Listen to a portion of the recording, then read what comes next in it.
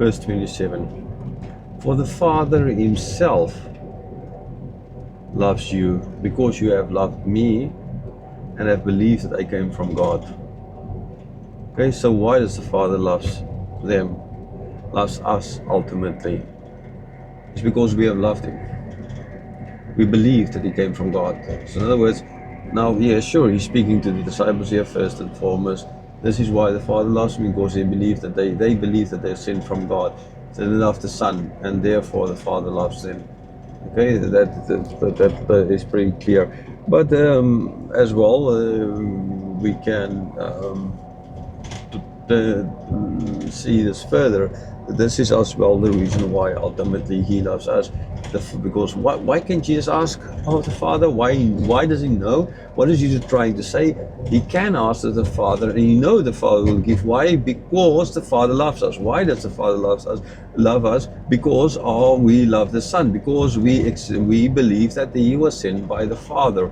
Okay, so I hope you follow that line of reasoning that Jesus is giving here. So that means the asking of and the getting will happen because the Father does love us, because ultimately he loved us first. Verse 28.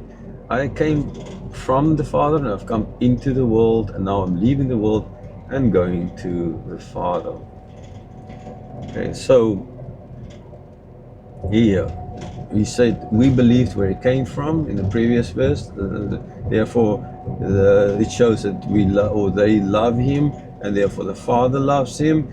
So he again reiterates where it is he comes from. He came from the Father. He came into the world. So from the Father into the world. Now he's leaving the world and to go back to the Father.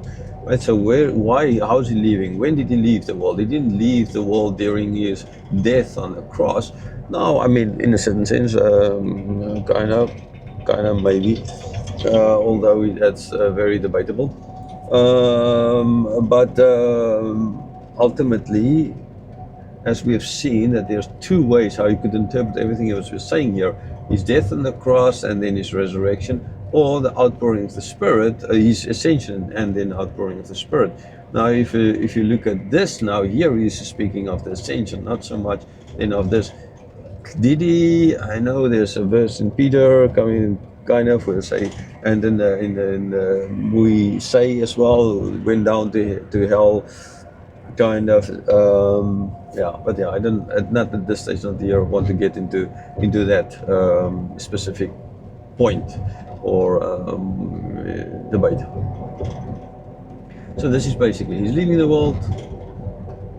He's living in death, but then his resurrection, but then he will ultimately leave. Because that thing, the cross as well, is that step he had to take to be resurrected, so as to then ascend and send the Spirit. It's all part of one package, to put it like that. The one not without the other. Verse 29. His disciples said, now you're speaking plainly and not using figurative speech. Okay, so their reaction to what Jesus was saying is that, okay, now you're speaking plain, you're not speaking figurative speech, right? I mean, yeah, sure, in the sense he was speaking plain. He said, I'm going to the Father. That's that kind of idea. He's not using any other way of speaking, but did they understand? Was this because, now we understand, now we mean what you're all about? They did not understand what it was about, not at all. Verse 30. Now we know that you know all things and do not need anyone to question you. This is why we believe that you came from God. So it's like, okay, now we know. Now we know. Did you really know?